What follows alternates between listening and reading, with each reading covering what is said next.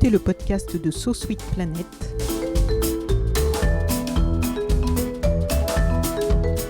Je suis Anne Greff et je vous propose des rencontres autour des thèmes des droits humains, de la culture et de l'environnement.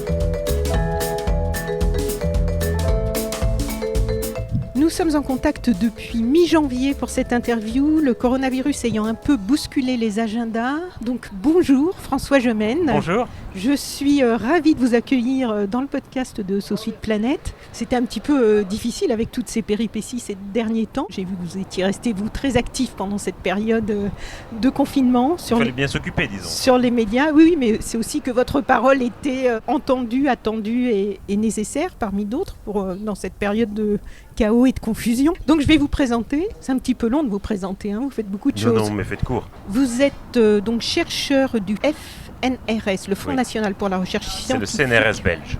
Voilà, à l'université de Liège, où vous dirigez l'observatoire Hugo, qui est le premier observatoire au monde des migrations environnementales. Voilà. Vous êtes membre du fameux GIEC, le groupe d'experts intergouvernemental sur l'évolution du climat, très connu maintenant pour ses rapports sur le sujet. Vous êtes spécialiste des questions de géopolitique de l'environnement que vous enseignez à Sciences Po et à l'université libre de Bruxelles. Vous co-dirigez l'Observatoire sur le climat et la défense mis en place par le ministère des Armées et vous avez déjà publié plusieurs livres.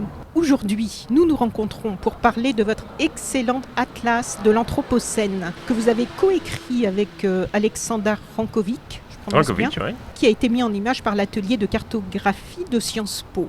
Alors moi je trouve ce livre, c'est pour ça que j'ai persévéré pour qu'on réussisse à se rencontrer aujourd'hui, je trouve ce livre d'une importance fondamentale, c'est moins qu'on puisse dire. Merci, c'est gentil de le dire. Le sujet lui-même est d'une importance fondamentale et donc ce livre en fait nous offre une excellente synthèse très claire d'une masse de données considérables qui sont souvent très floues pour le grand public, dont je fais partie. Et en fait ce livre donne une vision d'ensemble, un état des lieux de cet Anthropocène, du climat, de la biodiversité, des multiples pollutions. Une série de sujets très concrets. Chaque sujet est traité sur une double page. Donc c'est agréable à lire, c'est pas rébarbatif. Donc il y a une double page par sujet avec des données scientifiques qui sont rendues accessibles par une mise en forme limpide, constituée de textes assez courts et par beaucoup d'images, des cartes et des graphiques en couleur. Il y a aussi des petites pastilles de couleurs qui nous signalent humblement ce que l'on ne sait pas encore. Et donc un ensemble de données qui nous permet d'avoir une vision globale, de visualiser aussi les évolutions dans le temps. Donc ça nous permet de nous situer, que ce soit ce qui nous a précédé, aussi là où nous en sommes et ce qui peut nous attendre. Et donc d'appréhender ce vaste concept de l'Anthropocène.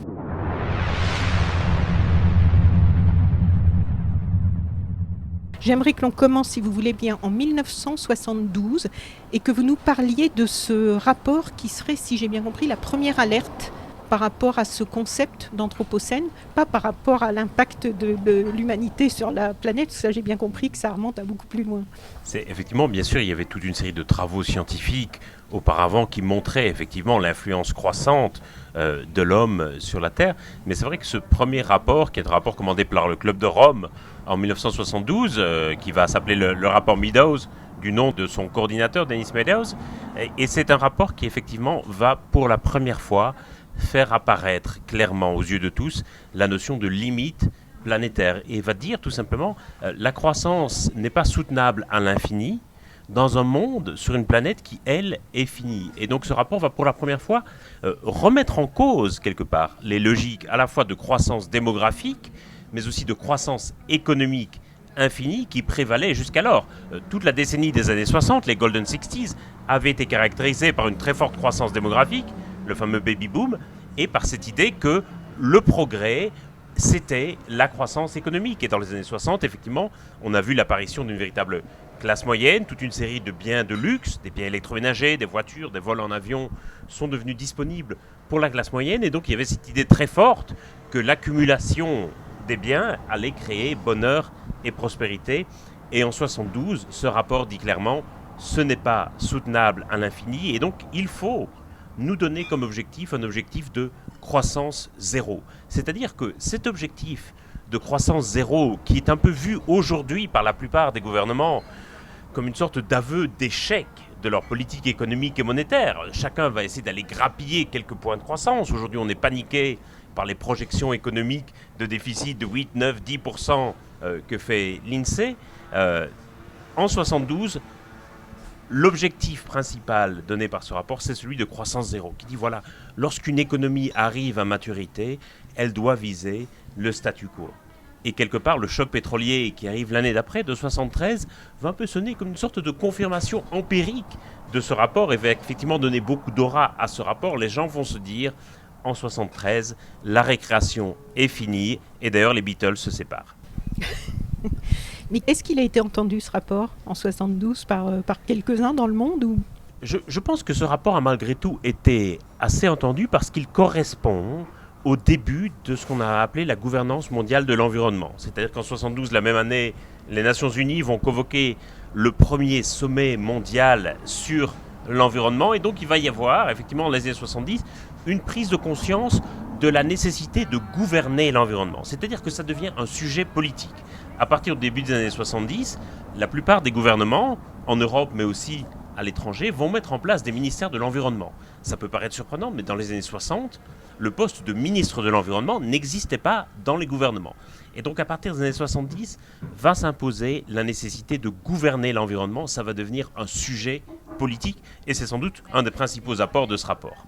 Et donc en quelques mots, est-ce que vous pouvez, pour nos auditrices et auditeurs qui ne sauraient pas, parce que l'anthropocène, c'est encore pas un mot très très grand public, peut-être pour vous. C'est un mot qui paraît un peu barbare. Voilà, vous êtes dedans tout le temps, mais pour le grand public, en quelques mots, qu'est-ce que c'est ? C'est plus simple que ça n'en a l'air quand on l'entend ou quand on le lit.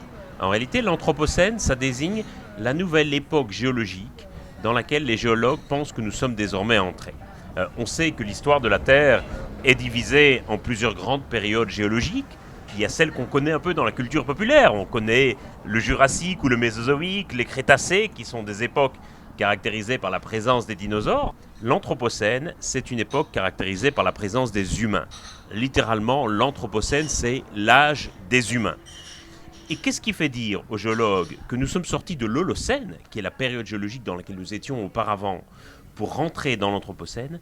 C'est le fait que désormais il est possible de voir l'empreinte humaine, la marque de la présence humaine dans les couches géologiques de la planète. En d'autres termes, nous avons laissé, en tant qu'humains, une empreinte durable sur la planète.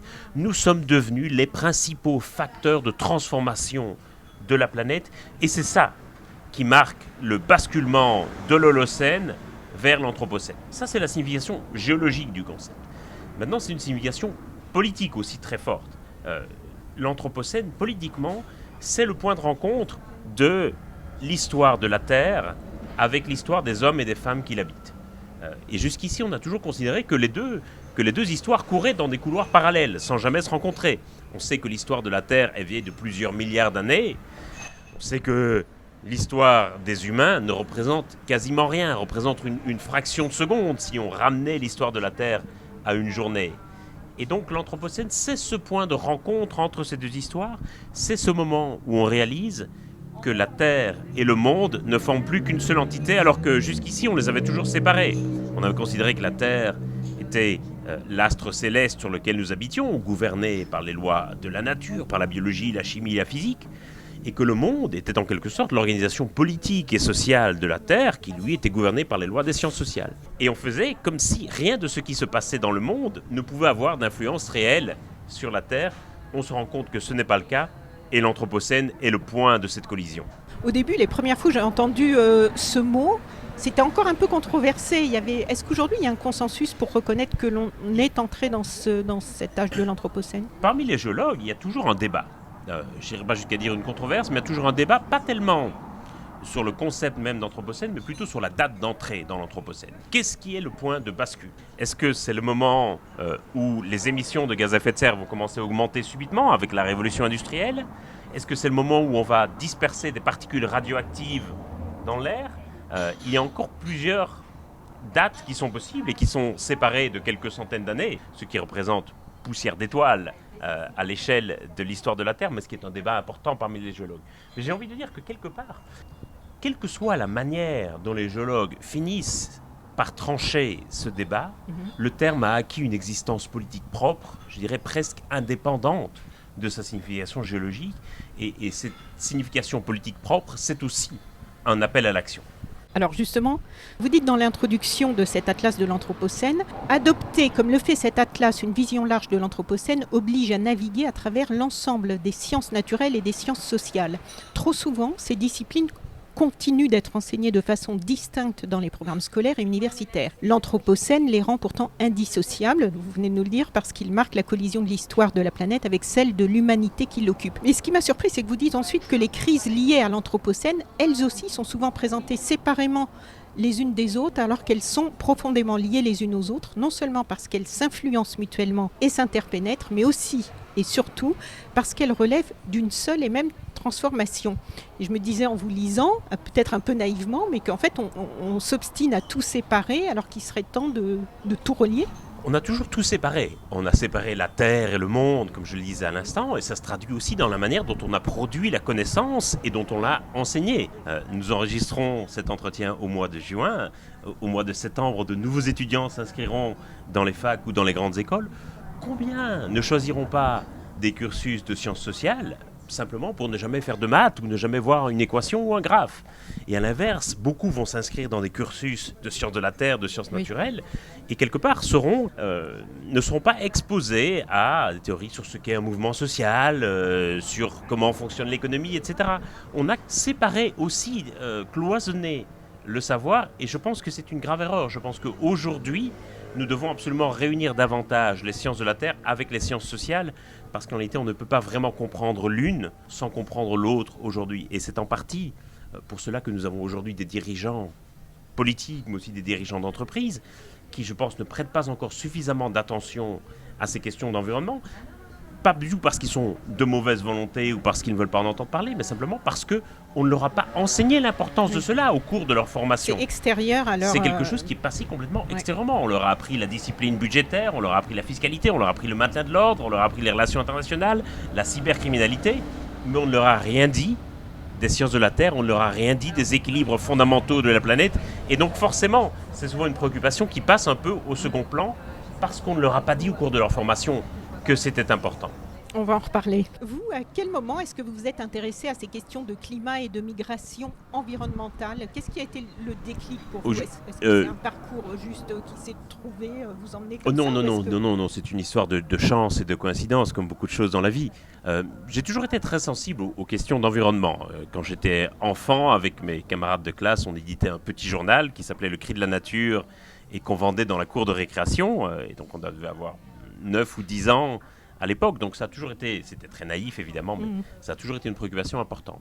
Je dirais qu'il y a eu un déclic important qui s'est produit lorsque j'avais 20 ans, que je faisais un stage aux Nations Unies à New York et que je me suis retrouvé coincé dans un ascenseur avec l'ambassadeur de Tuvalu aux Nations Unies. Et pendant que nous attendions le réparateur de l'ascenseur, il m'a évidemment parlé de son pays dont je ne connaissais à peu près rien à l'époque, qui est un tout petit archipel de 9 îles perdu dans le Pacifique Sud et qui est un des pays les plus plats du monde, avec un point culminant à 2 mètres d'élévation seulement, et donc un pays qui est dont l'existence est directement menacée par la hausse du niveau des mers.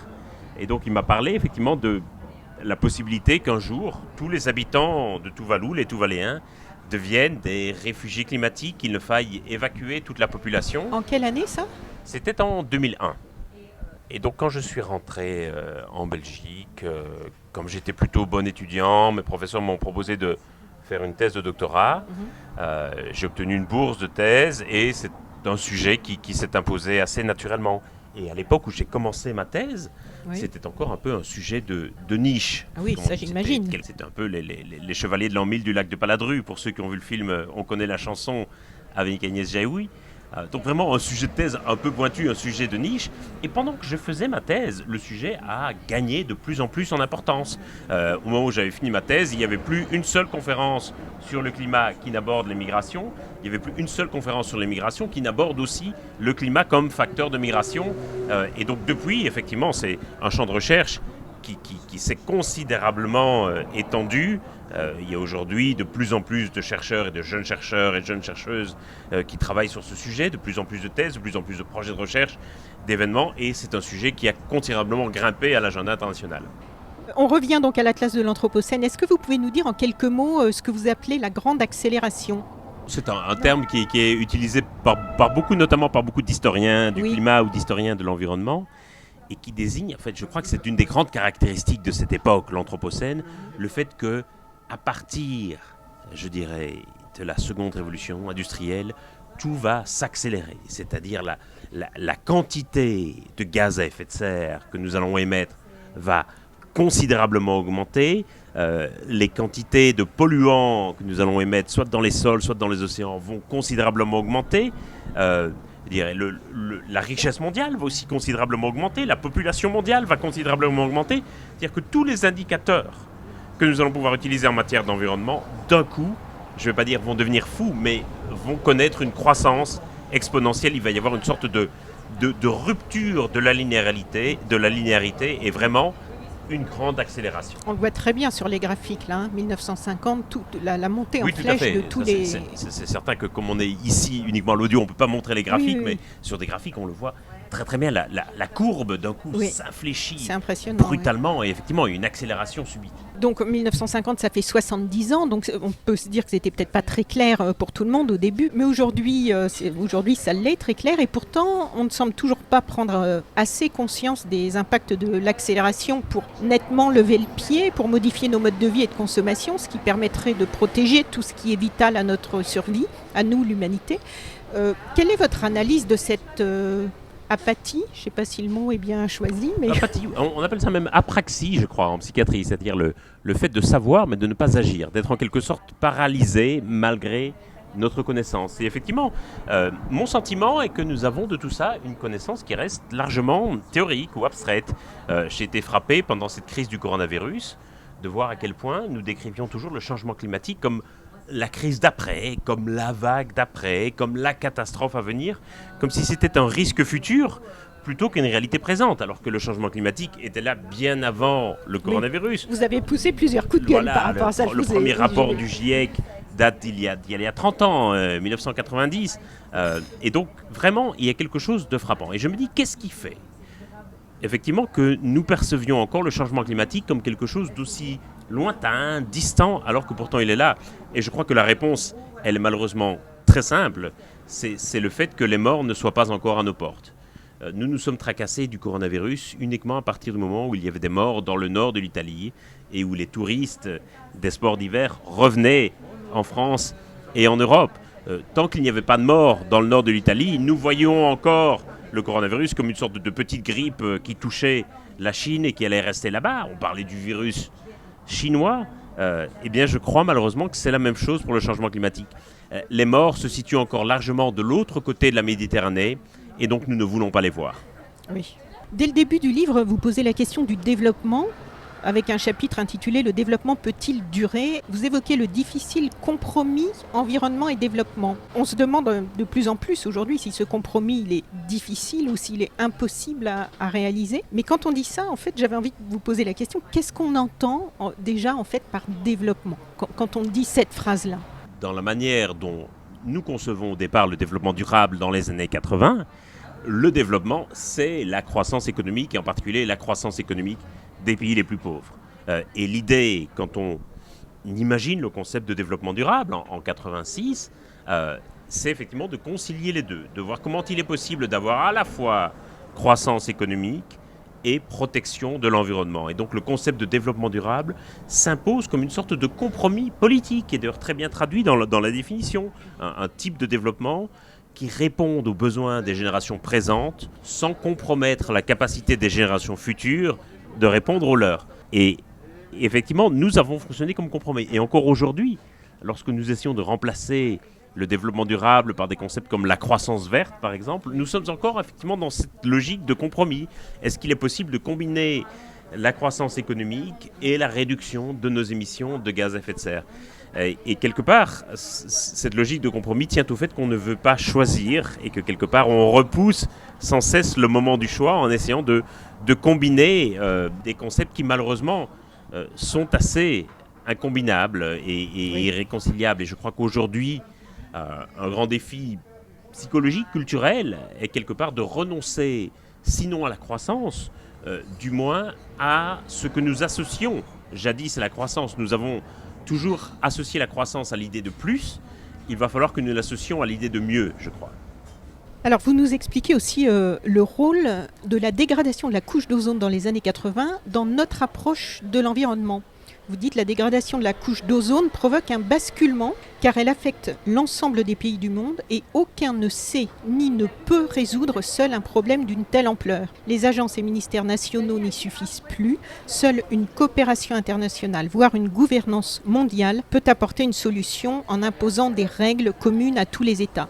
Malgré la guerre froide, le protocole de Montréal parvient à réunir autour de cet objectif impérieux les deux principaux émetteurs de CFC de l'époque, à savoir les États-Unis et l'URSS. Et vous décrivez ensuite une montée en puissance d'une gouvernance mondiale pour l'environnement.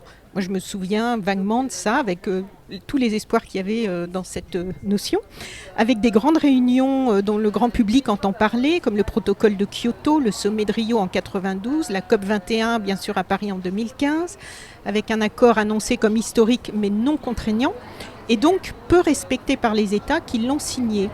Vous signalez qu'au moment de l'écriture du livre, moins de 10% des pays signataires de l'accord de Paris respectent les objectifs qu'ils se sont assignés. Moins de 10%. On sent monter en fait pas mal de désillusions là en ce moment sur les espoirs que l'on avait mis dans cette gouvernance mondiale pour l'environnement, comme si la bonne volonté des participants n'était pas assez au rendez-vous et qu'il n'y aurait plus grand-chose à en attendre. Qu'est-ce que vous en pensez, vous qui avez suivi et participé à tous ces grands rassemblements? Effectivement, le problème de la couche d'ozone est un problème important, ne serait-ce que symboliquement et politiquement, parce que ça va être véritablement le premier problème environnemental global pour lequel on va se rendre compte que les administrations nationales de l'environnement ne suffisent plus et qu'il faut mettre en place des mécanismes de coopération internationale. Oui. Et on va y arriver avec succès en ce qui concerne la couche d'ozone. Le protocole de Montréal de 87 est considéré comme un des plus grands succès de la coopération internationale.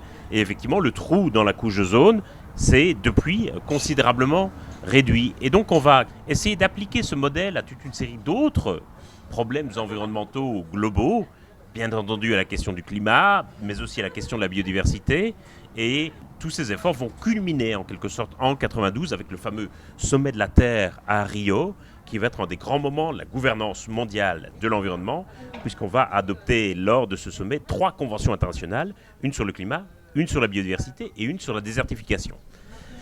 Et malheureusement, depuis, je dirais que les illusions qu'on plaçait dans cette gouvernance mondiale de l'environnement se sont considérablement fanées, à la fois parce qu'elle n'a pas répondu aux promesses qu'elle portait ou aux attentes qu'on plaçait en elle, et on voit que malheureusement nos émissions de gaz à effet de serre ont continué à augmenter, que la biodiversité a continué à se dégrader et que la désertification n'a pas cessé, et on a même presque oublié l'existence de cette convention sur la désertification, et que d'autre part, nos sociétés sont caractérisées par des courants nationalistes de plus en plus forts. Il y a de plus en plus de chefs d'État qui sont élus avec un agenda nationaliste et qui disent « je n'en ai plus rien à fiche de la coopération internationale ». C'est le cas de Donald Trump aux États-Unis, c'est le cas de Jair Bolsonaro au Brésil, dans une certaine mesure c'est le cas de Vladimir Poutine au Brésil, c'est le cas dans une certaine mesure... Poutine au Brésil en Russie, pardon. C'est le cas aussi dans une certaine mesure de Scott Morrison en Australie, des pays qui vont se dire tout cela, ça ne m'intéresse plus d'essayer de me mettre à table avec les autres pour résoudre les grands problèmes environnementaux. Ces problèmes seront mieux résolus à l'intérieur de mes frontières par mes politiques nationales. Et on le voit dans le domaine de l'environnement, mais aussi dans le domaine de la santé. On a bien vu que cette crise du coronavirus, les réponses à la crise ont été strictement nationales. Il n'y a pas eu du tout de coordination internationale.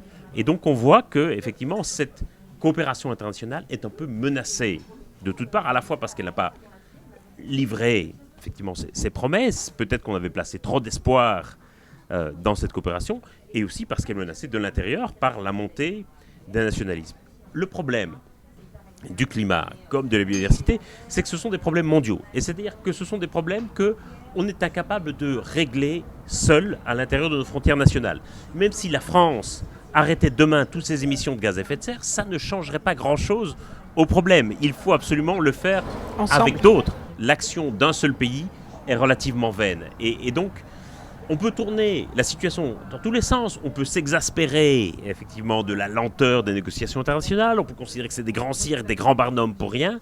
Mais on ne pourra pas faire sans. On ne pourra pas se passer d'une certaine forme de concertation, d'action avec les autres pays. La question, c'est de savoir comment on va l'inventer, comment on va la mettre en pratique. Mais quand on voit 10%, moins de 10% des pays signataires respectent les objectifs qu'ils se sont assignés, est-ce que c'est un problème de mauvaise volonté ou est-ce que, entre le moment où tous ces gens signent et le moment où ça reste en plan, qu'est-ce qui se passe? Au début, ils y croient et quand ils rentrent chez eux, ils n'arrivent pas à mettre en pratique ou alors ils sont hypocrites depuis le début? Je ne sais pas. Enfin, Sans doute un peu des deux. Ah, d'accord. Je pense qu'un gros problème qu'on a, qui explique ça, c'est le fait qu'on prend toujours des objectifs de long terme. On prend des objectifs de neutralité carbone en 2050, on prend des objectifs de moins 40% de gaz à effet de serre d'ici 2030, etc. Ce qui veut dire que chaque gouvernement, même s'ils peuvent être de bonne volonté au moment où ils prennent la résolution, ils sont très vite rattrapés, une fois qu'ils rentrent chez eux, par d'autres urgences qui les amènent à se dire « on gérera ça plus tard Oui. ». Le prochain gouvernement s'en occupera. C'est un peu comme des résolutions de Nouvel An. Oui. Ou un régime, comme vous disiez. On est tous sincères Oui. quand on prend cette résolution au Nouvel An. Oui. Et puis, dès le 1er janvier, on est quelque part rattrapé par d'autres réalités. Et le 4 ou le 5 janvier, souvent, les résolutions de Nouvel An sont abandonnées. Ça recule, oui. C'est un peu la même chose, malheureusement, avec les objectifs en matière de lutte contre le changement climatique. Ce sont des objectifs lointains. Ce sont des objectifs non contraignants, c'est-à-dire qu'aujourd'hui, plus personne ne veut mettre en place un mécanisme de sanction parce qu'on sait bien qu'on arriverait finalement à se sanctionner soi-même, donc on ne veut plus mettre cela en place. Ah oui. Et donc, de ce fait, il y a d'autres urgences qui balayent ça, de la même manière que je crains fort que le coronavirus ne retarde à plus tard les objectifs qu'on s'était donnés en matière de lutte contre le changement climatique. Oui, et pour les pollutions, parce que là, au niveau du plastique et de tout ça, là, c'est terrible. Hein. Vous rappelez que lors de la signature de cet accord de Paris, donc en 2015, les pays se sont engagés à ce que la hausse de la température moyenne ne dépasse pas plus de degrés en 2100. Et vous nous parlez d'une hausse qui sera probablement plus de 3,5, voire de 6 degrés. Qu'est-ce qui vous fait penser ça, en fait? D'abord, c'est quoi le problème de cet objectif à 2100? Le problème de l'objectif à 2100, c'est que vous serez morte, et moi aussi, en 2100. Et que donc on ne sera plus là pour vérifier si oui ou non on a atteint cet objectif. Et c'est le cas de tous ceux qui ont signé cet engagement. Et donc, je pense qu'il y a un vrai problème effectivement avec cette sorte d'horizon temporel lointain qui ne permet pas en fait de vérifier au jour le jour si on est dans la bonne trajectoire. Et quand on le fait, on se rend compte qu'on n'est pas du tout sur la bonne trajectoire et qu'aujourd'hui on est sur une trajectoire qui nous emmène vers une hausse de l'ordre de 4%, si on est optimiste, à l'horizon 2100. Ça ne veut pas dire qu'on restera toujours sur cette trajectoire.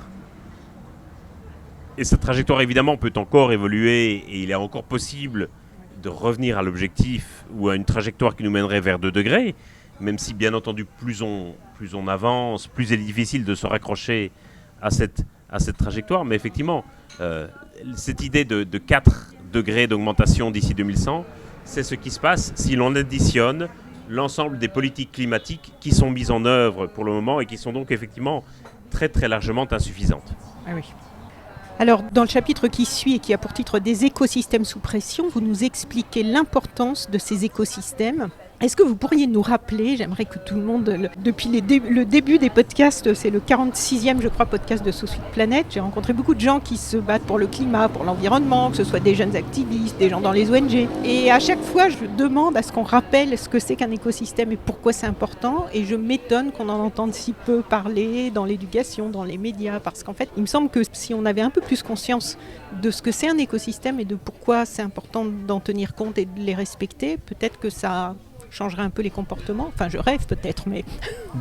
C'est un concept assez simple pourtant. C'est un ensemble d'équilibres du vivant qui sont reliés les uns aux autres au sein d'un même milieu et qui se trouvent en équilibre. Et aujourd'hui, ce qu'on fait, effectivement, c'est de modifier, et les pollutions ou la déforestation, etc., sont des modifications de ces équilibres, de ces écosystèmes, et qui donc menacent pas juste seulement une seule espèce, mais les liens qu'il y a entre différentes espèces, et donc au final, tout le vivant qui est abrité dans cet écosystème. C'est comme un jeu de domino. C'est comme un jeu de domino, oui. Oui. Parmi les nombreux défis que nous pose le changement climatique, il y a le défi sanitaire avec l'augmentation des maladies infectieuses. des pics de chaleur, de la malnutrition, des substances allergènes. Dans notre vie quotidienne, on ne voit pas, nous, en simples citoyens, on ne voit pas les liens de causalité entre tout ça. Et pourtant, dans votre atlas de l'Anthropocène, on comprend vraiment bien tous ces liens de causalité, justement, comme on vient de le dire, là, d'interdépendance entre tout un tas de choses qui sont merveilleusement équilibrées. Comment le changement climatique, par exemple, joue sur la malnutrition ? Aujourd'hui, il faut savoir que la malnutrition, c'est la première cause de mortalité dans le monde et singulièrement chez les enfants. Il faut savoir que l'agriculture de subsistance, qui est un type d'agriculture extrêmement vulnérable à tout changement de la température ou de la pluviométrie, et donc au changement climatique, c'est la première source de revenus d'environ la moitié des ménages en Afrique subsaharienne. Et donc ça veut dire que toute variation de la température ou de la pluviométrie va avoir un impact direct sur les récoltes et donc un impact direct sur la première source d'alimentation d'une grande partie de l'humanité. Donc c'est comme ça que le changement climatique, effectivement, va représenter une vraie menace en termes de malnutrition. On en parle peu, mais vous écrivez que l'environnement est le premier facteur de migration.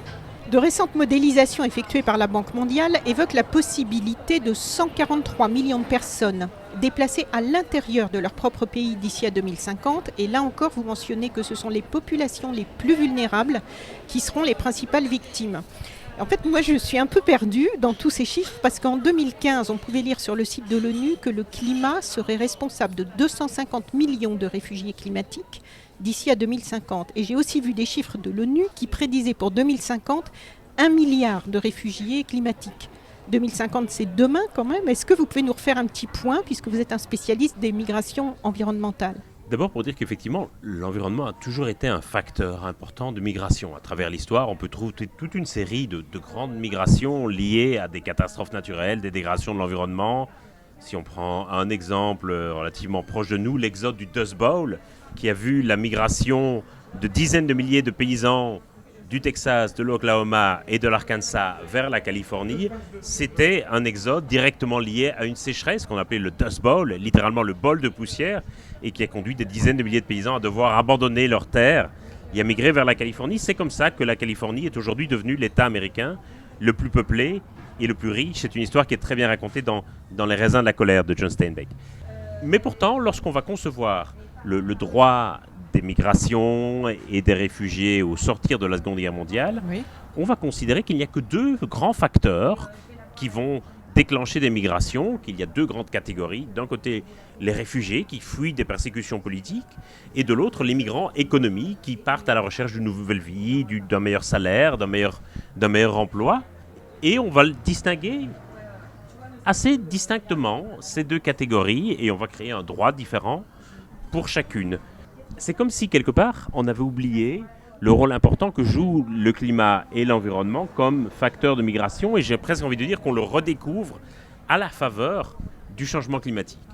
Et effectivement, le débat reste façonné, structuré par de grands agrégats, de grands chiffres qui circulent comme ça, et qui, parfois, il faut bien le dire, sont des estimations au doigt mouillé. C'est-à-dire qu'on ne sait pas exactement combien de gens vont être déplacés. Il est difficile de le dire d'ailleurs parce que les motifs de migration sont profondément mêlés les uns aux autres. Qu'est-ce qu'on va classer comme migration politique, économique ou environnementale ? La réalité, c'est que les facteurs de migration aujourd'hui sont entremêlés les uns aux autres. On ne migre plus pour une seule et unique raison comme on a pu le faire dans les années 50 ou 60. Cette époque-là est terminée. Les migrations sont devenues plus complexes, plus interdépendantes, plus étalées dans le temps et l'espace. Et donc, véritablement, aujourd'hui, on ne peut plus faire ce type de comptage. Et j'ai presque envie de dire que ces grands chiffres servent avant tout à attirer l'attention, parfois à créer des sortes d'épouvantail du changement climatique, bien davantage qu'à dessiner des réponses politiques. La réalité, c'est qu'on ne sait pas exactement combien de gens seront déplacés dans le futur. La seule chose qu'on peut dire, c'est qu'aujourd'hui, on connaît le nombre de personnes qui sont déplacées chaque année par des catastrophes naturelles. En 2019, il y a eu 25 millions de personnes déplacées par des catastrophes naturelles. Une très grande majorité d'entre elles ont été déplacées par des ouragans ou par des inondations, c'est-à-dire des catastrophes qui seront plus fréquentes et plus intenses à cause du changement climatique. Pour ce qui est de faire des projections dans le futur, ça reste très aléatoire. Oui.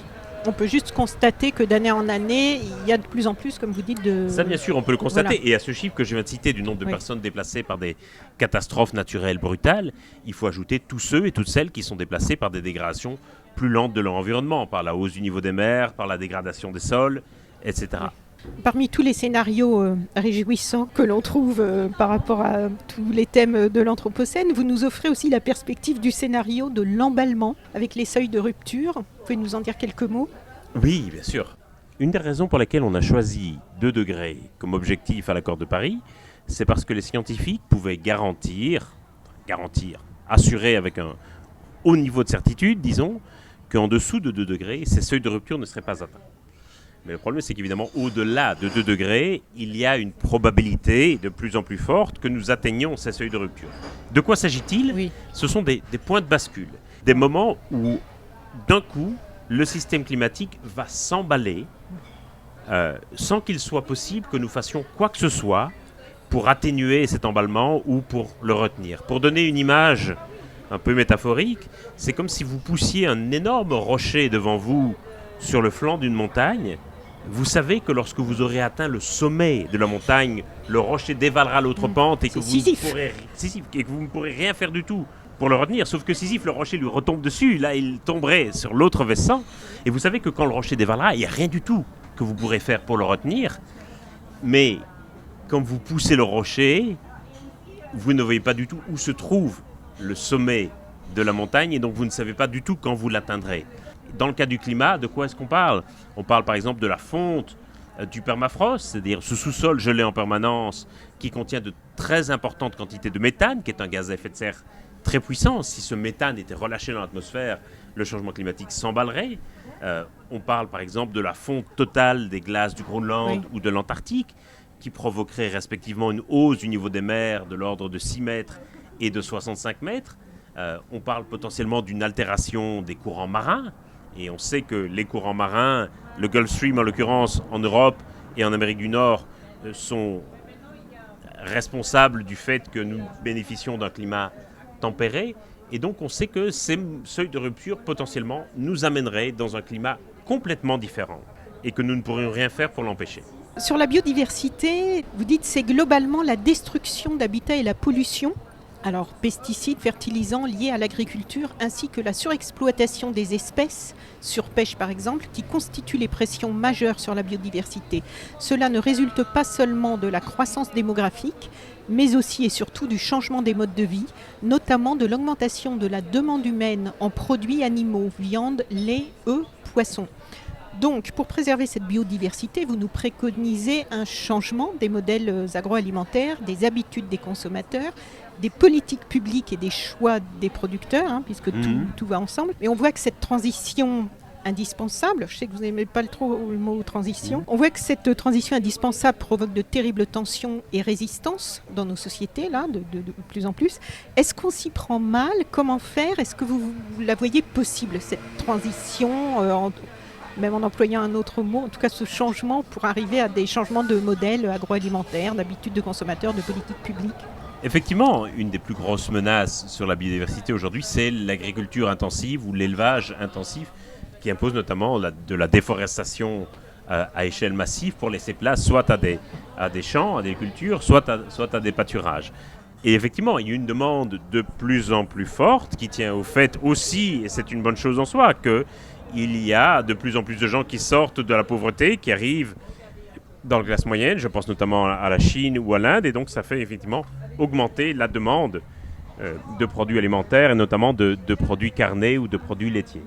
Alors, par rapport à cela, le problème, effectivement, c'est qu'on raisonne toujours en termes de transition, c'est-à-dire l'idée qu'il va y avoir une sorte de mouvement naturel et spontané qui va nous faire changer, qui va faire changer le modèle.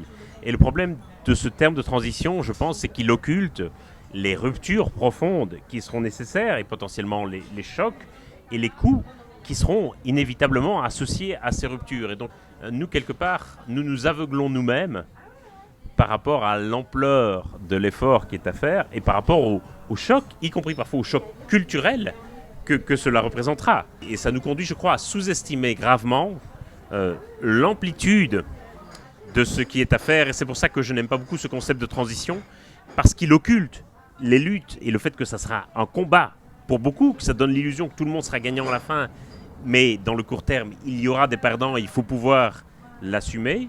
Et effectivement, ça nous donne l'idée qu'il va y avoir un mouvement naturel, spontané, alors que ça va demander véritablement beaucoup de guidage, beaucoup d'incitation et un rôle très fort, je crois, des pouvoirs publics. J'entendais par rapport à la Convention citoyenne sur le climat et au 150 dans l'émission C'est politique dimanche soir, Dominique Bourg qui disait, avec bienveillance, mais qui disait quand même que ça représentait pour lui 2 cachets d'aspirine alors qu'il faudrait de la chimiothérapie. Oui, effectivement, on peut le voir comme ça et c'est vrai que nous restons souvent très, très, très insuffisants effectivement dans les mesures qu'on prend, parce qu'effectivement nous avons une grande difficulté à remettre en cause, je crois, certains postulats de base, et que donc nous raisonnons essentiellement par ajustement, par adaptation, et que nous n'osons pas renverser la table. Et le problème, je crois aussi, c'est que nous n'investissons pas suffisamment dans la coopération internationale. C'est-à-dire qu'effectivement, beaucoup de gens se disent nous n'allons pas changer de modèle parce que nous serions les seuls à le faire, et à quoi bon changer de modèle si les autres ne le font pas? Et on se dit pourquoi nous, et au fond qu'est-ce que ça va changer si on le fait alors que les autres ne le font pas? Et malheureusement, si on ne réinvestit pas ce champ de la coopération internationale, il n'y a aucun espoir que les autres le fassent jamais. Alors nous avons beaucoup maltraité nos sols, comme si on n'avait aucune conscience de l'importance de protéger le vivant, du rôle de la biodiversité. On pollue tous nos cours d'eau, je crois 97 ou 98% des cours d'eau en France sont pollués. On coupe nos forêts, nos sols deviennent complètement stériles, on piétine donc le vivant, on le détruit sans voir le lien avec notre propre survie. Est-ce que vous avez un diagnostic? Est-ce que c'est par ignorance du fonctionnement du vivant qu'on le détruit à ce point? Je pense qu'il y a effectivement, d'une part, beaucoup d'ignorance. Il y a beaucoup de ce qu'on appelle une sorte de dépendance de sentier, c'est-à-dire on a toujours fait comme ça et c'est le modèle dans lequel on est, et malgré toute la bonne volonté du monde, nous ne pouvons pas vraiment changer parce que nous sommes en quelque sorte prisonniers d'un modèle, prisonniers d'un sentier.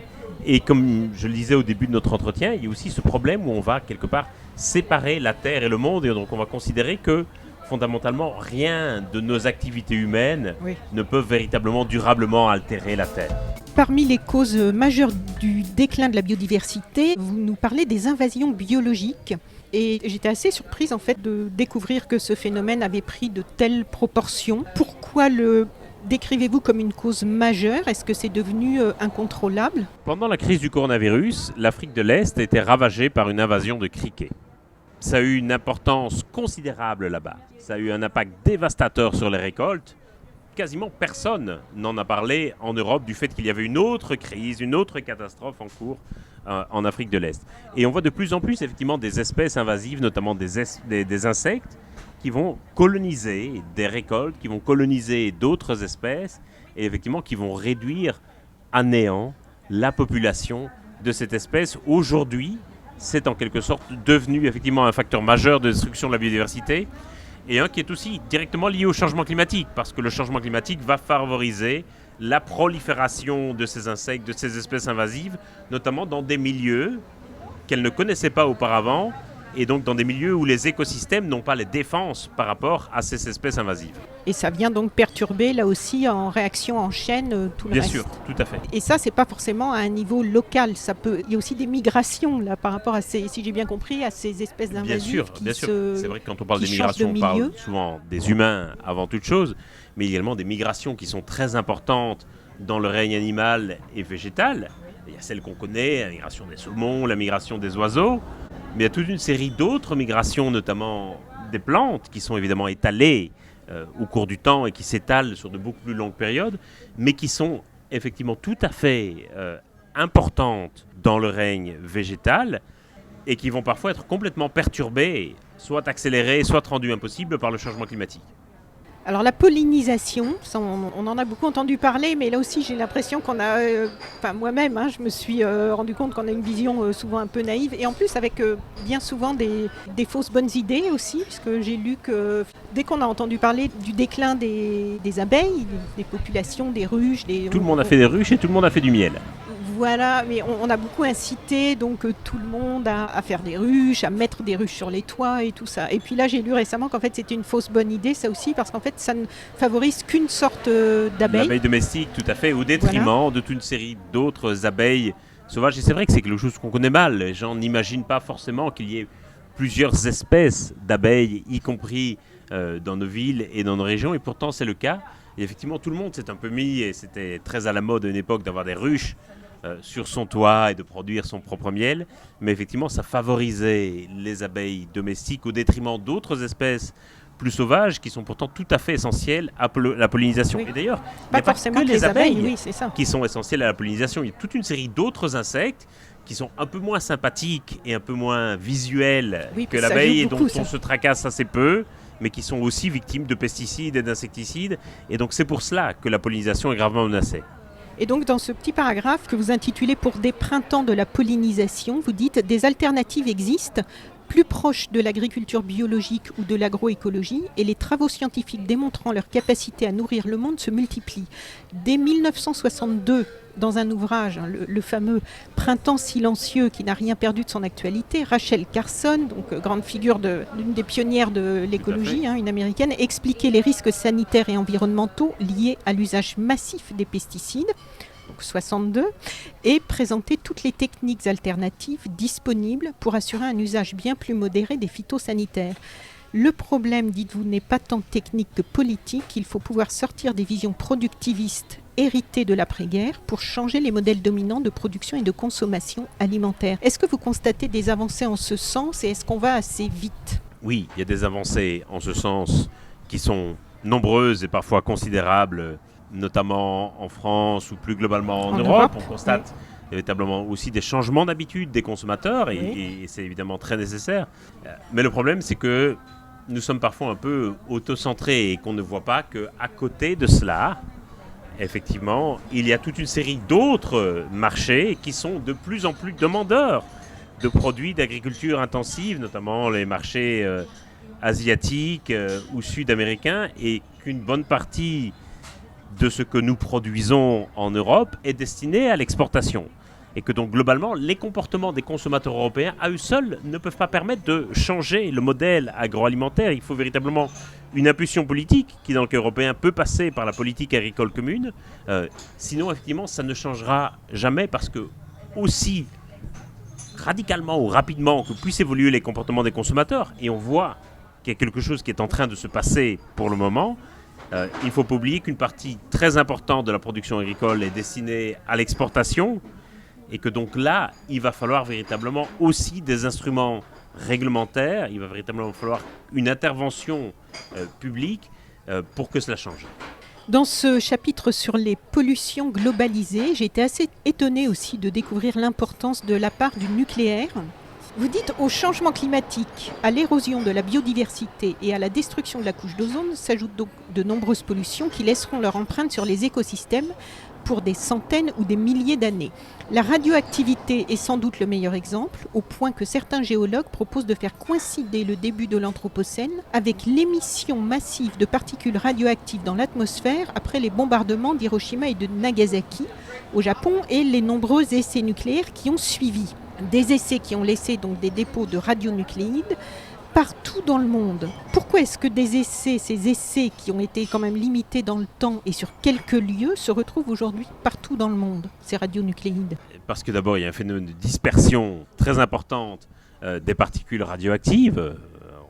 On l'a vu lors de l'accident de Tchernobyl ou lors de l'accident de Fukushima, et donc il y a un phénomène de dispersion qui est très important. Et puis surtout, ce sont des particules qui restent soit dans l'atmosphère, soit dans le sol pendant très très longtemps. C'est la seule fois où nous avons une échelle de temps qui correspond aux échelles de temps géologiques. Et d'ailleurs, c'est une des raisons pour laquelle les géologues envisagent l'hypothèse de faire coïncider le début de l'Anthropocène avec le début de la dispersion de ces particules radioactives.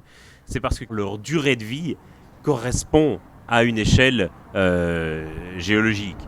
Mais alors les déchets radioactifs, parce que là quand même vous nous donnez beaucoup de données, vous vous y attardez dans le livre et on nous présente souvent le nucléaire comme une énergie propre, mais les déchets du nucléaire sont aussi classés dans les pollutions globalisées. Bien sûr, il est certain que l'énergie nucléaire émet beaucoup moins de gaz à effet de serre que les énergies fossiles. Le charbon, le pétrole, le gaz, il n'y a pas de débat là-dessus.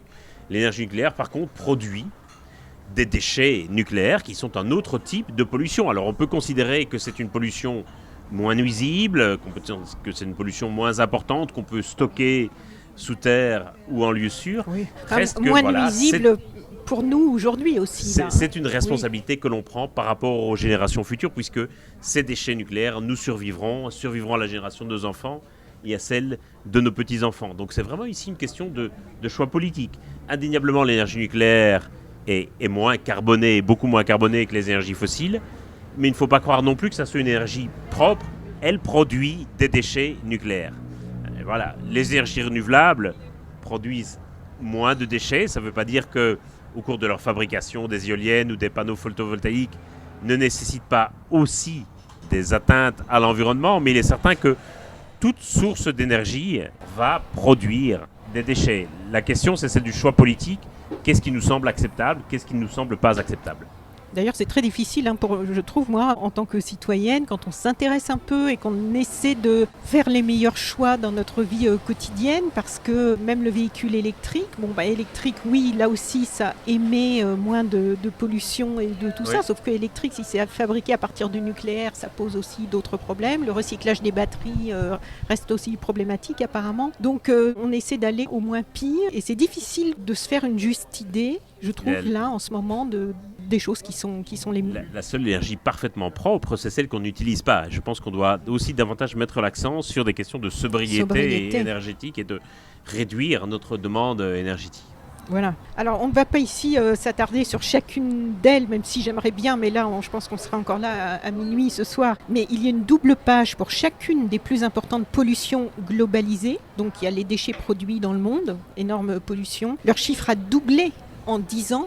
C'est incroyable quand même, parce que le gros à partir de... En même temps que des millions de gens sortent de la pauvreté et accèdent à un statut de classe moyenne, ils produisent aussi davantage de déchets, d'émissions, de gaz à effet de serre, etc. Et plus du tiers de ces déchets ne sont pas traités. Ça, c'est une grande inégalité, effectivement, entre le Nord et le Sud. Dans le Nord, dans les pays industrialisés, on a fait des progrès considérable pour le traitement des déchets, le recyclage, le tri des déchets. On en a aussi beaucoup expédié dans les pays du Sud. On en a énormément expédié, ceux qui ne nous arrangeaient pas, tout à fait, notamment en Asie. Dans d'autres pays, dans les pays en développement, on est encore à quelques pourcents seulement de déchets qui ne sont même pas triés ou recyclés, qui sont simplement collectés. Donc le problème des déchets, le continent de plastique, on en a beaucoup entendu parler dans les océans, la pollution de l'air, les déchets nucléaires, les marées noires, les risques industriels, le sol empoisonné avec les traitements chimiques sur la quasi-totalité des sols cultivés dans le monde, avec de beaux graphiques sur la consommation de pesticides, mais aussi une multitude de substances chimiques qui se transmettent à l'organisme et altèrent le fonctionnement de notre système endocrinien chargé de la production des hormones. J'invite vraiment nos auditrices et auditeurs, vous qui nous écoutez, à consulter ces doubles pages dans cet atlas de l'Anthropocène et les graphiques qui nous montrent l'évolution et l'impact de ces pollutions, parce que c'est en tout cas pour moi très au-delà de ce que je pouvais imaginer. Et vous rappelez souvent, et vous venez de le faire encore, qu'il y a de très fortes inégalités environnementales, les populations pauvres étant toujours plus touchées par les conséquences de tous ces dégâts, avec là aussi malheureusement encore un fossé nord-sud. Et vous dites que la plupart du temps, l'indifférence reste de mise. Est-ce que vous pouvez nous en dire quelques mots de cette indifférence ? Il y a des choses que nous préférons ne pas voir, effectivement, notamment les perturbateurs endocriniens qu'on vient d'évoquer, qui sont des substances contenues dans la plupart des objets de consommation et qui vont altérer le fonctionnement hormonal de l'organisme. Effectivement, ce sont des choses que nous préférons par confort, et c'est une réaction bien humaine, nous préférons ne pas voir, nous préférons ne pas savoir, et quelque part, on ne doit pas se tracasser de ce qu'on ne connaît pas. Et donc on a, c'est vrai, parfois une tendance à mettre des œillères par rapport à cela. Et c'est difficile, et ça peut être parfois un peu désespérant ou un peu écrasant, et je comprends le sentiment de ceux qui disent « Oh là là, il n'y a jamais que des mauvaises nouvelles, les indicateurs sont toujours au rouge ». J'ai tendance à considérer qu'avoir conscience de l'amplitude du problème, même si ça peut être un choc, c'est le premier pas pour envisager la solution. Et c'est ce qu'on essaie de faire dans l'Atlas, c'est aussi pour chacun des problèmes qu'on décrivait, de montrer quelle était la cause de ce problème et donc quel était le levier de solution. Oui, parce que pendant assez longtemps, dès qu'on abordait ces sujets, il y avait toujours quelqu'un pour s'élever, que ce soit sur les réseaux sociaux, dans les médias, ou pour dire que c'est anxiogène. Mais on voit bien que là, plus on attend, plus les mesures vont devoir être radicales et moins on pourra échapper à tout ce qui nous attend. Donc anxiogène, je trouve que c'est bien gentil de dire que c'est anxiogène, mais il y a un moment, il faut regarder quand même tous les choses en face. Il faut pouvoir regarder la réalité en face, oui, effectivement. Donc il y a dans ce chapitre un paragraphe qui illustre vraiment bien, je trouve, la façon dont tout est imbriqué, ça, je pense que ça va parler à tout le monde, dont tout est imbriqué aujourd'hui et les répercussions en chaîne de nos mauvaises pratiques qui ne tiennent absolument pas, ou disons trop peu, compte de leur impact sur le climat, sur la biodiversité. Vous citez le secteur de la mode comme étant emblématique des milliers de pratiques non durables de l'Anthropocène. Alors vous écrivez que 80 milliards de vêtements donc sont achetés chaque année, une augmentation de 400% en 20 ans. Le polyester, issu du pétrole, non biodégradable, est la fibre la plus employée et son utilisation aura probablement triplé entre 2007 et 2025. Lorsque ces vêtements sont lavés, donc on fait notre lessive, les microfibres de plastique s'en détachent et gagnent les océans. On en a parlé avec la Fondation Tara récemment, qui ont fait des relevés scientifiques sur ce phénomène. Plus de 90% du coton, principale fibre naturelle utilisée pour la mode, est une culture OGM et représente respectivement 18 et 25% de l'usage de pesticides et d'insecticides dans le monde. Ces besoins en eau à ce coton sont colossaux. Le détournement de 2 grands fleuves pour la culture du coton a conduit à l'assèchement de la mer d'Aral, l'une des catastrophes environnementales majeures du XXe siècle. Plusieurs grandes marques ces dernières années, là, souvent sous la pression qui leur a été mise par des ONG environnementales, se sont engagées à améliorer leurs pratiques. Certaines ont vraiment pris des mesures importantes, d'autres ont été accusées de simplement faire du greenwashing.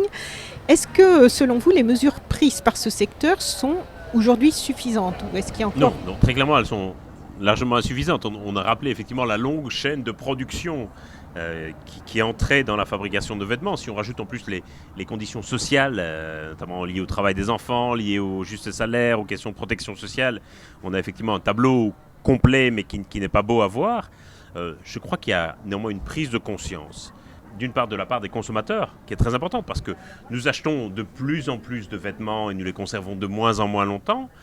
Et donc je pense que là, il y a quand même une idée qui est en train de faire son chemin dans l'esprit des consommateurs pour acheter une mode plus durable, pour renouveler sa garde-robe moins souvent. Peut-être un petit peu plus cher, mais qu'on gardera plus longtemps, qu'on changera moins souvent. Plus longtemps. Chez certains créateurs aussi, il y a l'idée de faire moins de collections. On a vu certains créateurs qui renonçaient à avoir 2 collections par an, printemps-été, automne-hiver, mais qui ne faisaient plus qu'une seule collection par an. On a vu certaines marques qui s'engageaient. Donc je crois qu'il y a quelque chose qui est en train de faire son chemin. Soyons clairs, c'est encore trop lent, mais on sait que le secteur de la mode est un secteur qui est extrêmement susceptible aux pressions des consommateurs et qui réagit beaucoup sous la pression des consommateurs. Et donc, quelque part, c'est par essence le domaine de l'image. Tout à fait, parce que c'est du domaine de l'image, du paraître malgré tout. Voilà. Et donc, c'est effectivement extrêmement important, je crois, que les consommateurs se saisissent aussi de cette question et fassent pression sur les marques pour que les marques se transforment aussi. Et certaines sont déjà dans cette démarche, malheureusement trop tard ou trop lentement, et malheureusement, il y en a encore beaucoup d'autres qui n'y sont pas. Mais c'est comme ça qu'on a fait considérablement diminuer le commerce des diamants de guerre, par exemple. Parce qu'il est certain que jusqu'à il y a quelques années, une bonne partie des diamants qui étaient sur le marché servaient à financer des guerres civiles et des groupes rebelles, particulièrement en Afrique. Oui. Il est certain que quand vous achetez un diamant, qui est évidemment un bien qui coûte très cher, avec une très forte valeur symbolique de pureté et d'éternité, vous ne désirez pas qu'il y ait du sang qui tache ce diamant. Diamant du sang, oui, ça avait été. Et donc les consommateurs ont fait une très forte pression sur les diamantaires, sur les producteurs de diamants,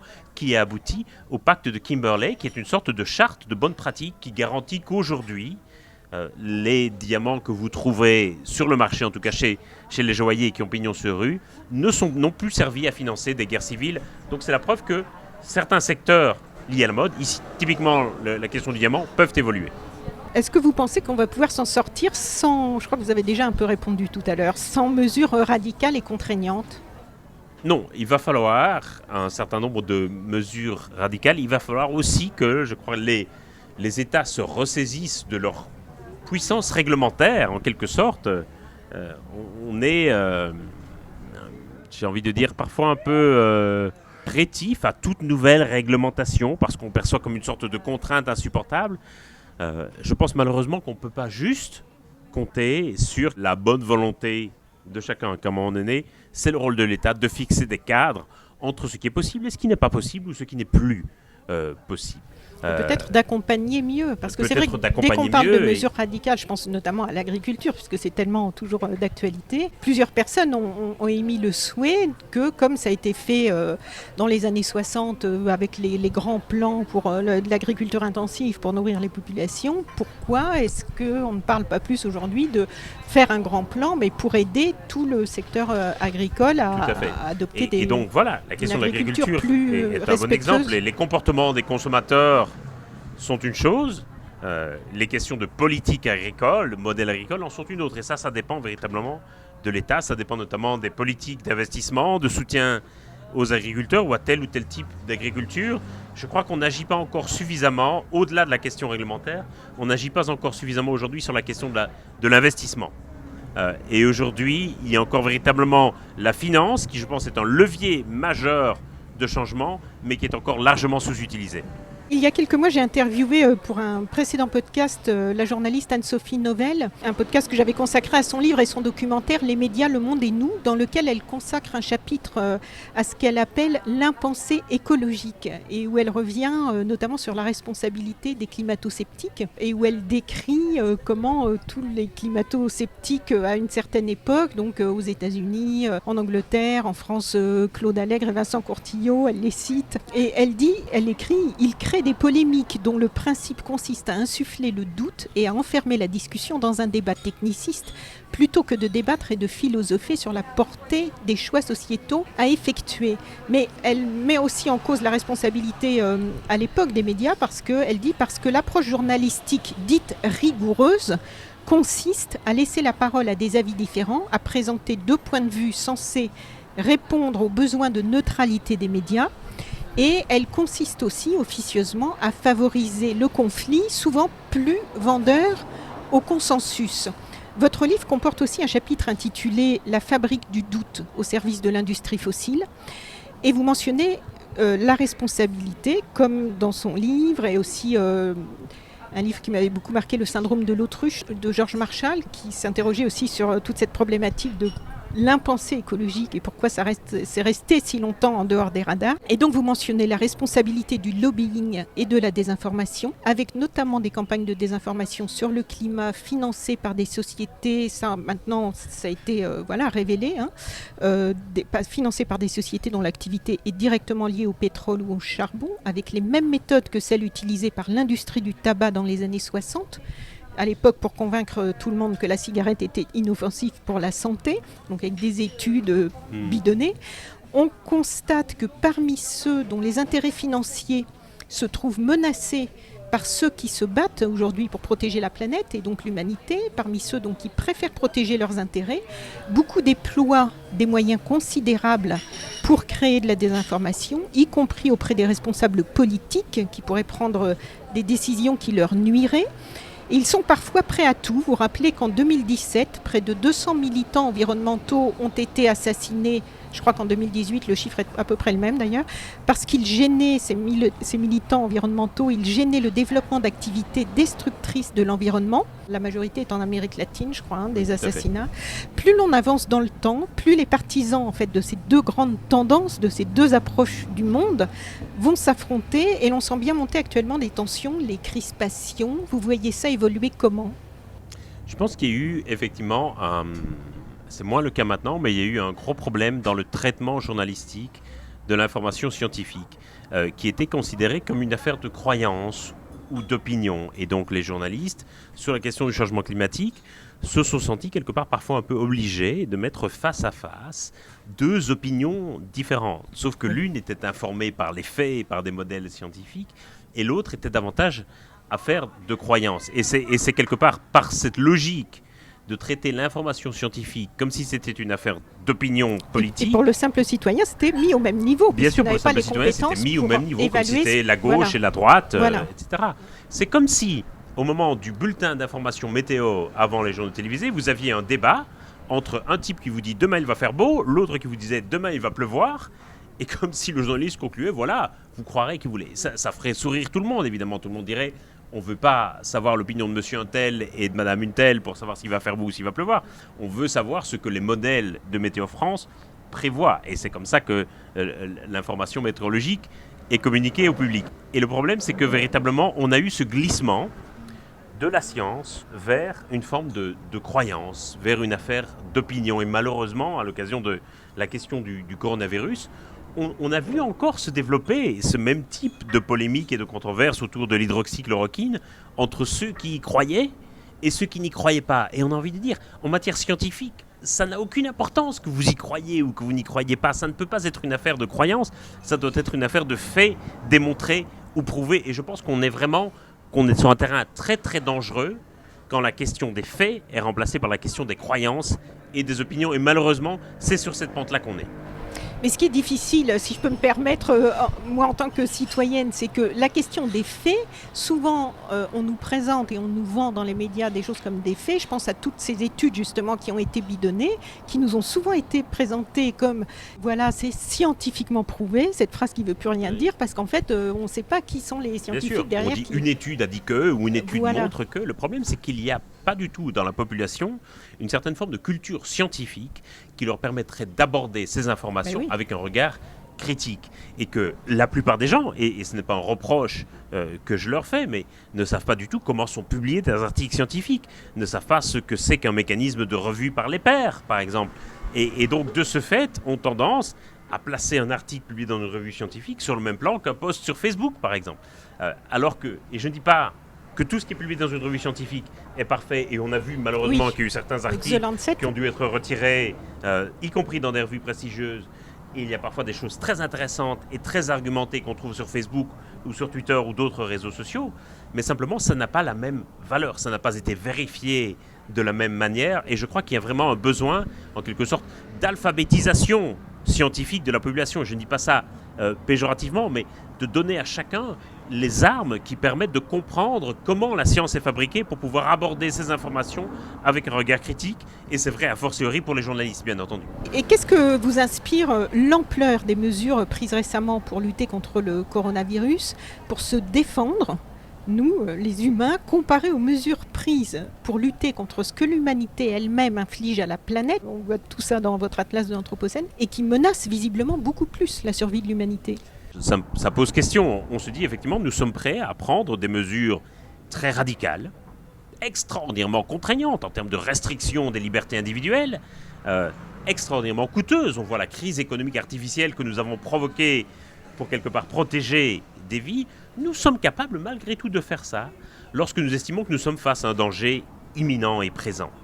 Et la question effectivement qui s'impose, c'est de se dire pourquoi est-ce que le changement climatique, l'érosion de la biodiversité ou d'autres types de pollution, pourquoi est-ce que nous les voyons encore comme des dangers lointains qui ne justifieraient pas des mesures aussi radicales? Et là, je pense que nous devons nous interroger là-dessus. On pense qu'on ne serait pas prêt à accepter, en fait, Certainement pas, parce si qu'on on a nous le imposait sentiment... la même chose en nous disant que c'est pour le climat, je pense que ça serait violent comme réaction. Parce qu'on a l'impression que ça arrivera aux autres avant de nous arriver à nous-mêmes.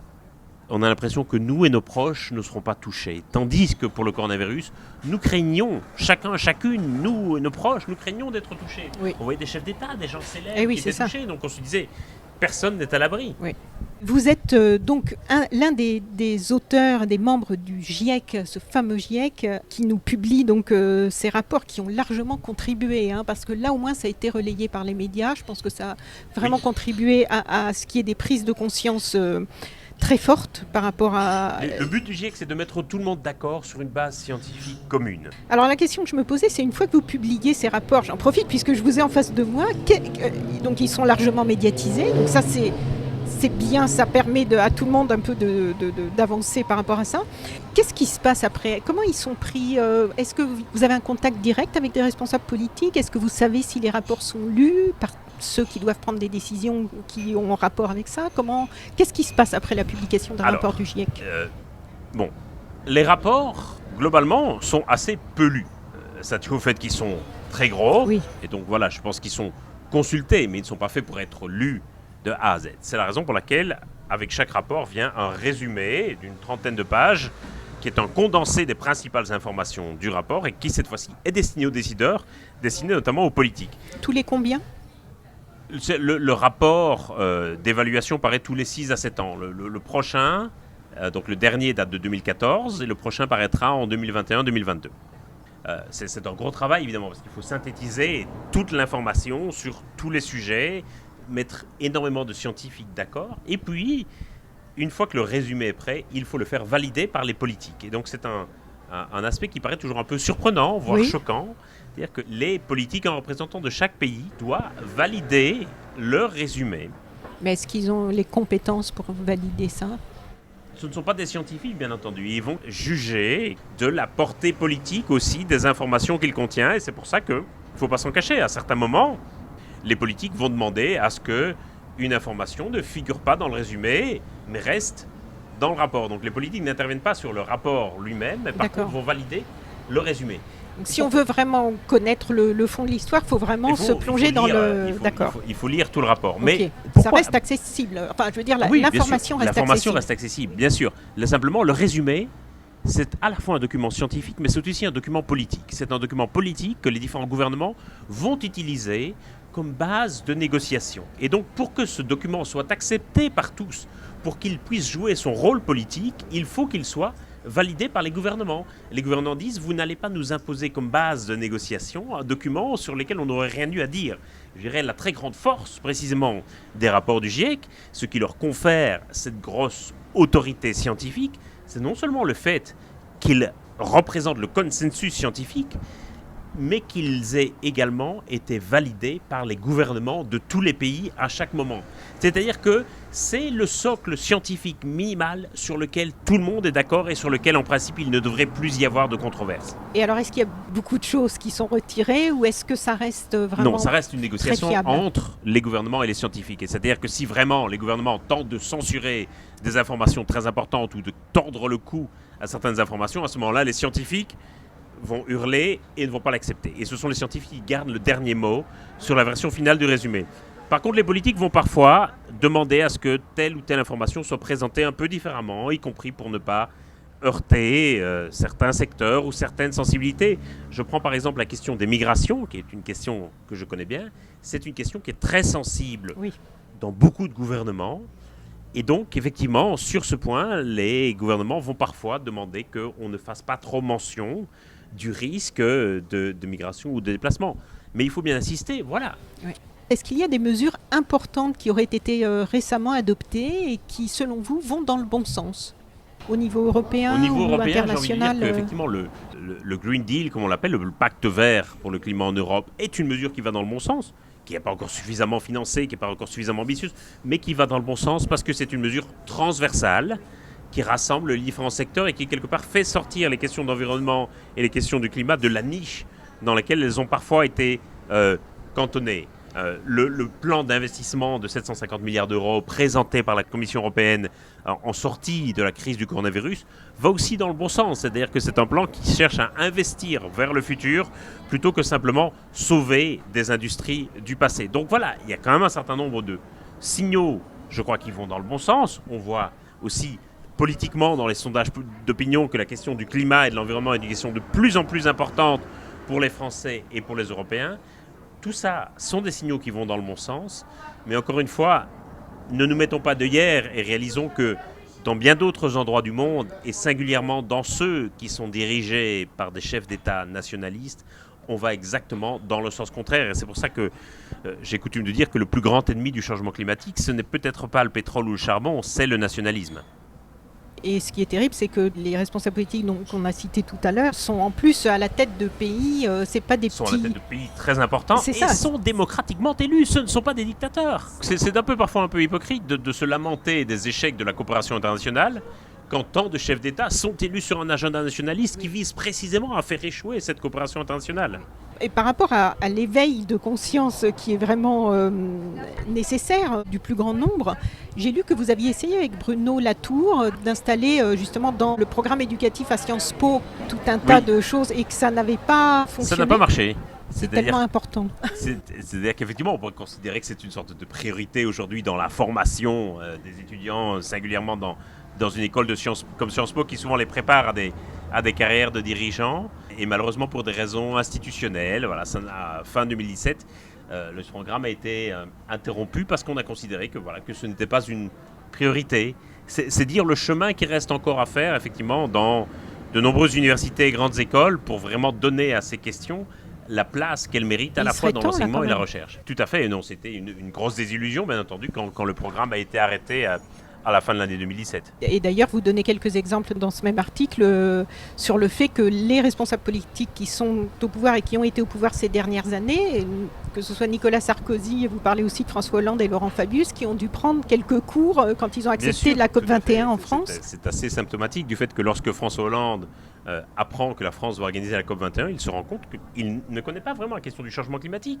Et c'est pas de sa faute, c'est pas du tout quelque chose auquel il est exposé au cours de sa formation, ni à Sciences Po, ni à l'ENA. Et donc, effectivement, il va se renseigner, et c'est finalement un assez beau geste d'humilité, il va se renseigner, prendre des leçons particulières pour être au niveau sur le sujet. Mais il faudrait peut-être des updates, non, pour tous nos responsables politiques sur les sujets comme ça, cruellement d'actualité. On dit parfois que parfois j'ai des gens qui me disent en conférence, mais les jeunes sont aujourd'hui beaucoup mieux formés, beaucoup mieux éduqués à ces questions, et donc c'est peut-être juste une question de génération. Bien sûr, et je le vois en tant qu'enseignant, chaque année les étudiants sont de plus en plus au fait des sujets, les connaissent de mieux en mieux, les maîtrisent de mieux en mieux, mais un énorme enjeu. C'est pas juste l'éducation des jeunes qui compte, c'est aussi l'éducation des vieux, c'est-à-dire de ceux qui sont aujourd'hui aux manettes, aux postes dirigeants et qui, eux, n'ont pas été exposés à ça. Et donc, il y a une vraie nécessité de formation continue, notamment pour des gens qui sont aujourd'hui dans des postes à responsabilité. Ah oui. Concernant la Convention citoyenne sur le climat, sur Twitter, vous avez mis un tweet que j'ai trouvé très intéressant. Vous dites, par rapport aux 150 membres de la Convention citoyenne, vous écrivez « Pendant plusieurs week-ends, leurs avis ont été transformés, façonnés par des experts. » Donc il y a eu un travail d'éducation, on peut dire, qui leur a été exposé de toutes ces réalités. Et vous dites « Ce processus délibératif a fait naître une majorité et même un consensus. Comment élargir ce processus délibératif à l'ensemble de la population ?» Pour moi, là, au moment où je vous parle, c'est ça la question, quoi. Pas que par rapport à la Convention citoyenne, mais comment faire qu'un maximum de personnes aient accès à assez de connaissances pour pouvoir basculer et avoir... Et moi, ce qui me frappe sur cette Convention citoyenne, qui est donc une initiative assez originale de démocratie participative, où donc on va sélectionner par tirage au sort un panel représentatif de 150 citoyennes et citoyens, et de voir que forcément, au moment où ils arrivent à la première session, beaucoup disent qu'ils ne connaissent pas bien le sujet du climat. Il y en a même certains qui sont un peu climato-sceptiques. Et après plusieurs week-ends où ils ont été exposés à toute une série d'auditions, d'experts, de praticiens, de politiques, etc., on a l'impression qu'ils se sont tous transformés en des sortes de Greta Thunberg adultes et qu'ils sont tous devenus des défenseurs de la question du climat. Et on les a vus adopter une série de mesures très radicales et très innovantes parfois, avec un large consensus. Et on voit bien que ces questions sont très controversées dans la société et dans la population. On voit le débat que certaines mesures provoquent aujourd'hui, parfois de façon un peu ridicule d'ailleurs. Mais pourtant, ces lignes de fracture, ces controverses, on a l'impression qu'elles avaient disparu, qu'il y avait une sorte de consensus qui s'était naturellement formé. Et je crois que c'est l'effet de la délibération, c'est-à-dire de discuter ensemble des sujets de façon informée pour faire émerger une décision collective. Et la grosse question, c'est de savoir comment ce processus, qui était un processus de laboratoire finalement, avec cette convention, ces 150 citoyens, comment est-ce qu'on peut l'élargir à l'ensemble de la société ? Ça, je crois qu'on a tous un rôle à y jouer, certainement ceux qui travaillent dans la recherche et l'enseignement, ceux qui travaillent dans les médias, ceux qui font des podcasts, toute une série d'éducateurs, de médias, et puis c'est un devoir de chaque citoyen et de chaque citoyenne. On peut terminer comme ça en se disant que c'est possible. C'est une expérience qui montre que c'est possible. Nous avons vu récemment plusieurs expériences, la Convention citoyenne, le coronavirus, qui nous montrent que malgré tout, il y a des choses qu'on ne pensait pas possibles et qui sont malgré tout possibles. C'est au fond une belle note d'espoir. Voilà. François Gemenne, merci beaucoup. Merci à vous. C'était très dense. Tant mieux. Mené au pas de charge. Je suis ravie qu'on ait réussi à se rencontrer et j'espère que toutes nos auditrices et tous nos auditeurs auront eu autant de plaisir que j'en ai eu à vous écouter et à apprendre et à avancer dans notre compréhension du monde dans lequel nous sommes. C'était une conversation très agréable pour moi aussi, en tout cas. Merci beaucoup. Au Merci revoir et bonne continuation. Chères auditrices, chers auditeurs, si vous avez apprécié ce podcast de So Sweet Planet, n'oubliez pas de lui mettre un avis favorable sur votre application de podcast, par exemple 5 étoiles sur Apple Podcast, et de rédiger un avis sympathique. Cela me fera plaisir. Pour plus d'informations sur les droits humains, l'environnement et la culture, vous pouvez suivre la page So Sweet Planet sur Facebook. Enfin, n'oubliez pas de vous abonner gratuitement, soit à la newsletter sur le site sosweetplanet.com, soit au podcast sur votre application de podcast pour être informé des prochains podcasts de So Sweet Planet mis en ligne. À bientôt.